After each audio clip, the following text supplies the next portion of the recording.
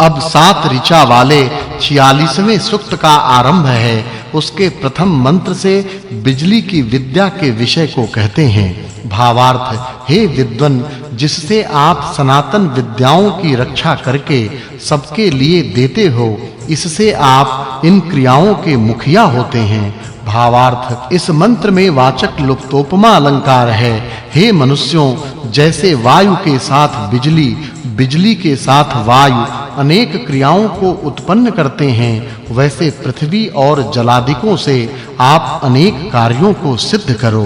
भावार्थ, हे मनुष्यों, जो विद्वान जन आप लोगों को पढ़ा और उत्तम प्रकार शिक्षा देकर विद्वान करते हैं, उनकी निरंतर सेवा करो। भावार्थ, हे अध्यापक और उपदेशक जनों, आप लोग प्रीति से सुवर्ण आदि से जड़े हुए वाहनों की विद्या का मनुष्यों के लिए निरंतर उपदेश देओ कि जिन वाहनों से ये लोग अंतरिक्ष आदिकों में जा सकें। भावार्थ, जैसे वायु और बिजली बड़े प्रताप से युक्त वर्तमान हैं, वैसे ही राजा और मंत्री जन होवें। अब सूर्य युक्त वायु विषय को अगले मंत्रों में कहते हैं। भावार्थ, इस मंत्र में वाचक् लुप्तोपमा अलंकार है। जैसे सूर्य और पवन सबके उपकार को निरंतर करते हैं, वैसे ही विद्वानों को करना चाहिए। भावार्थ, हे मनुष्यों, जो नित्य इधर-उधर कार्य सिद्धि के लिए जावे और आवे,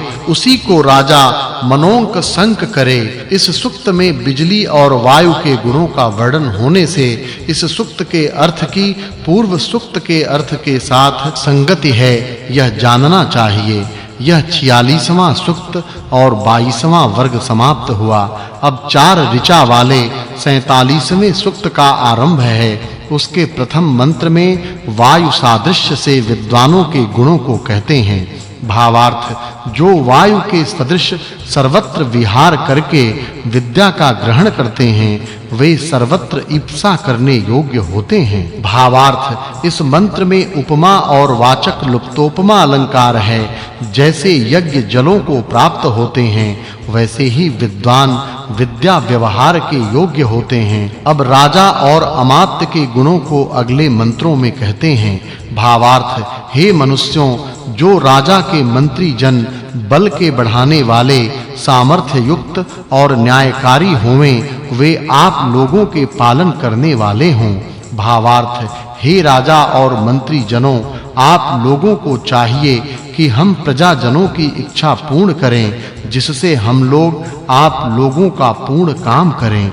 इस सूक्त में विद्वान, राजा और अमात्य के गुणों का वर्णन होने से इस सूक्त के अर्थ की पिछले सूक्त के अर्थ के साथ संगति है, यह जानना चाहिए। यह 47वां सूक्त और 23वां वर्ग समाप्त हुआ। अब राजा प्रजा के साथ कैसे वर्ते, इस विषय को प्रथम मंत्र से कहते हैं। भावार्थ, इस मंत्र में उपमा अलंकार है। जैसे बुद्धिमान वैश्य जन प्रीति से धन की रक्षा करता है, वैसी ही आप और आपके भृत्य जन अच्छी प्रीति से प्रजाओं की निरंतर रक्षा करो। फिर राज विषय को अगले मंत्रों में कहते हैं। भावार्थ, इस मंत्र में वाचक् लुप्तोपमा अलंकार है। जैसे वायु से अग्नि बढ़ती और शीघ्र चलती है, वैसे ही न्याय से पालन की गई प्रजा से राजा वृद्धि को प्राप्त होता है, और जो हिंसा नहीं करते हैं, वे शत्रुओं से रहित हुए सबके प्रिय होते हैं। भावार्थ, इस मंत्र में वाचक् लुप्तोपमा अलंकार है। हे राजन, जैसे भूमि और सूर्य बहुत फल देने वाले वर्तमान और नियम से चलते हैं, वैसे बहुत फलों के देने वाले होकर विद्या और विनय के नियम से निरंतर आइए। भावार्थ, हे राजन, जो श्रेष्ठ यथार्थ वक्ता जन आपके सहायक होवें, तो आप जिस पदार्थ की इच्छा करें, वह सब सिद्ध होवे। भावार्थ, हे राजन, जो राज्य करने की इच्छा करो, तो उत्तम सहायों का ग्रहण करो। इस सूक्त में राज गुणों का वर्णन होने से इस सूक्त के अर्थ की पूर्व सूक्त के अर्थ के साथ संगति जाननी चाहिए। यह 48वां सूक्त और 24वां वर्ग समाप्त हुआ। अब 6 ऋचा वाले 49वें सूक्त का आरंभ है। इसमें राजा और प्रजा की कैसे वृद्धि हो, इस विषय को कहते हैं। भावार्थ, जो राजा आदि मनुष्य उत्तम प्रकार संस्कार युक्त अन्न को खाते हैं तो प्रकाश युक्त अधिक अवस्था वाले और बलवान होते हैं। भावार्थ, जैसे उत्तमान्न सेवन किया जाता वैसे ही उत्तम रस भी सेवन किया जावे। भावार्थ, हे राजा, मंत्री और धनी जनों, जैसे हम लोग आप लोगों को निमंत्रण देकर अन्न आदि से सत्कार करें वैसे ही आप हम लोगों का सत्कार करो। भावार्थ, तभी राजा और प्रधानादिकों की प्रशंसा होवे कि जब सब प्रजा को धन और विद्या से युक्त करें। भावार्थ, राजा और प्रजा जनों को चाहिए कि परस्पर के सत्कार से बड़े ऐश्वर्य का भोग करें। भावार्थ, राजा आदि जन जैसे स्वयं विद्या युक्त, धार्मिक, न्यायकारी और आनंदित होवें वैसे प्रजा जनों को भी करें। इस सूक्त में राजा और प्रजादि के गुणों का वर्णन होने से इस सूक्त के अर्थ की पूर्व सूक्त के अर्थ के साथ संगति है, यह जानना चाहिए। यह 49वां सूक्त और 25वां वर्ग समाप्त हुआ। अब 11 ऋचा वाले 50वें सूक्त का आरंभ है। उसके प्रथम मंत्र में विद्वानों को क्या करना चाहिए, इस विषय को कहते हैं। भावार्थ, इस मंत्र में वाचक् लुप्तोपमा अलंकार है।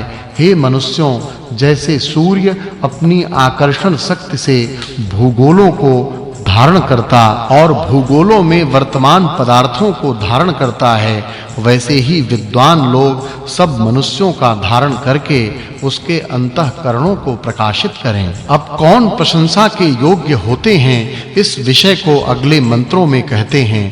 भावार्थ, हे मनुष्यों, जो लोग डाकू और चोरादिकों का निवारण कर धार्मिक विद्वानों को सुख देकर अंग और उपांगों के सहित विद्या के व्यवहार को बढ़ावें, उनका आप लोग सत्कार करें। भावार्थ, हे मनुष्यों, आप लोग वृद्ध विद्वान राजा लोगों के समीप से अनादि काल से सिद्ध नीति का ग्रहण करके मेघों के सदृश प्रजाओं को सुख से सींचो। भावार्थ, हे विद्वानों, जैसे सूर्य में 7 प्रकार के रूप वाले तत्व मिले हुए वर्तमान हैं, जिन कारणों के द्वारा सबसे रसों को ग्रहण करता है, वैसे 5 ज्ञानेंद्रिय मन और आत्मा से सब विद्याओं को ग्रहण करके पढ़ाने और उपदेश करने से सबके अज्ञान को दूर करके विद्या के प्रकाश को उत्पन्न करो। अब विद्वान के विषय को अगले मंत्रों में कहते हैं। भावार्थ, जैसे सूर्य वृष्टि के द्वारा सब प्रजाओं की रक्षा करता और बिजली के शब्द से सबको जानता है, वैसे ही सब विद्वान जन विद्या के द्वारा सबके आत्माओं को प्रकाशित करें। भावार्थ, इस मंत्र में वाचक् लुप्तोपमा अलंकार है।